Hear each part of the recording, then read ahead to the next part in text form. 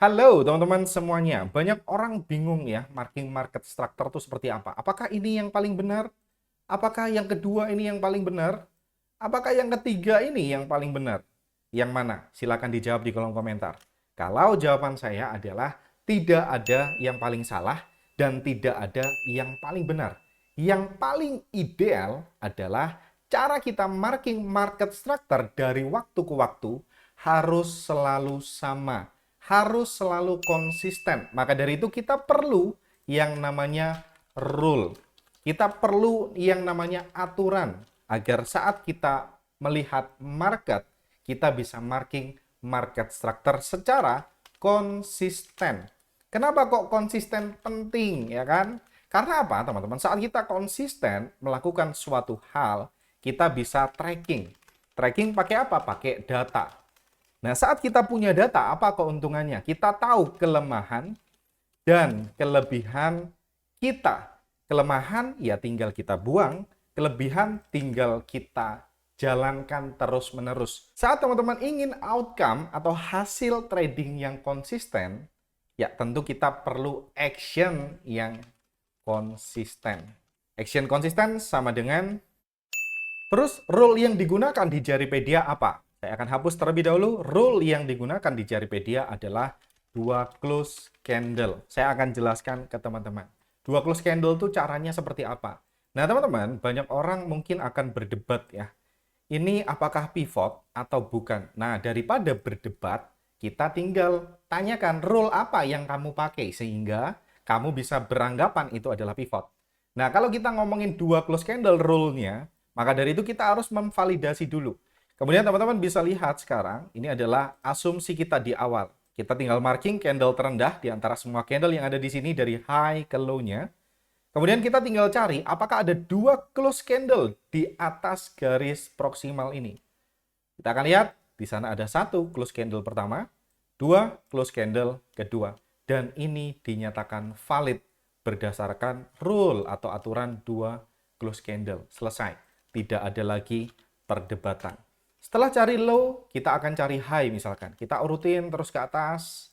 Kita stop di sini. Kita bisa berasumsi terlebih dahulu ya. Mungkin atau kira-kira di sini adalah pivot. Tapi kita sekali lagi perlu memvalidasinya lagi. Nah, caranya kita tinggal pasang candle tertinggi yang ada di sini. Kita marking dari high ke low-nya. Tinggal kita cari apakah ada dua close candle setelah garis proksimal ini. Jawabannya ada satu dan dua. Selesai. Artinya ini adalah valid pivot. Jadi tidak ada lagi perdebatan saat kita pakai rule. Saya punya rule yang lain, boleh digunakan nggak? Boleh banget, tidak ada yang salah teman-teman. Saya akan marking pivot ini sebagai pivot yang ideal berdasarkan dua close candle. Nah, setelah kita ketemu high, kita cari low. Selang-seling gitu terus ya. Kita ketemu low, cari high, high ketemu, cari low. Kita akan geser ke bawah. Asumsi kita di sana adalah pivot. Kita akan cek apakah benar. Kita pasang dari proximal ke distal di antara candle yang paling rendah ini. Kemudian langkah berikutnya adalah kita tinggal cari apakah ada dua close candle setelah garis proximal ini. Jawabannya ada.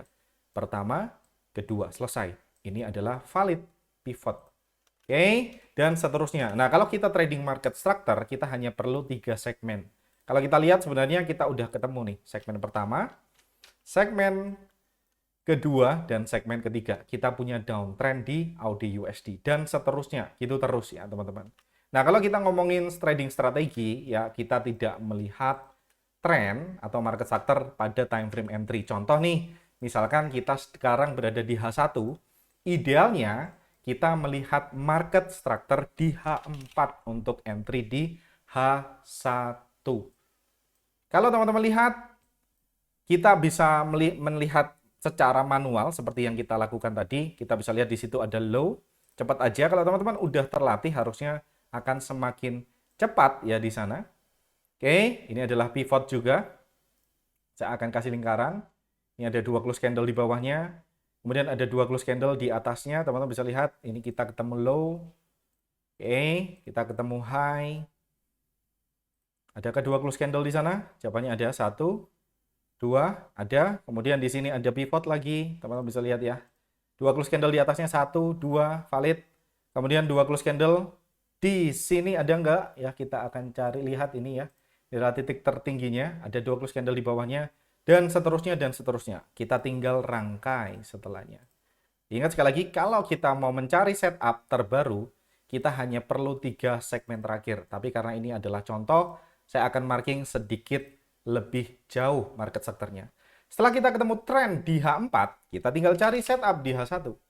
Contoh misalkan kemarin nih, kita punya drop kecil di sana. Ini adalah drop yang valid di situ. Oke, wait ya. Oke, nah di sini 1:1. Kemudian setup berikutnya di atasnya kita punya rally, base, dan drop di sini. Barusan aja mantul. Di atasnya kita punya rally, base, drop juga lagi di sini. Kebetulan SL.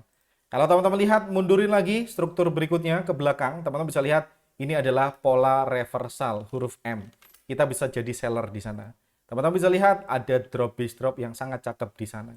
Kita punya drop, base, drop, harga masuk, kemudian collapse. Nah, itu yang kita lakukan, teman-teman. Kita perlu rule untuk membuat satu sistem yang sangat mekanikal. Sehingga outcome kita bisa konsisten dan kita bisa tracking dengan data yang kita kumpulin. Nah, Mas kok kayaknya ribet banget ya? Marking market structure harus naik turun time frame. Ya, kalau teman-teman tidak ingin ribet, pekerjaannya jauh lebih ringan, ini adalah tool yang sangat saya rekomendasikan, yaitu new trend. Saya akan pasang new trend, teman-teman akan bisa melihat tren dengan sangat cepat tanpa perlu naik turun time frame. Di sini new trend bisa multi time frame. Time frame-nya sekali lagi karena saya mau lihat tren di H4, saya akan pasang time frame di H4. Dan ada fitur-fitur yang lain seperti ideal area, saya akan matikan terlebih dahulu supaya nggak terlalu ramai.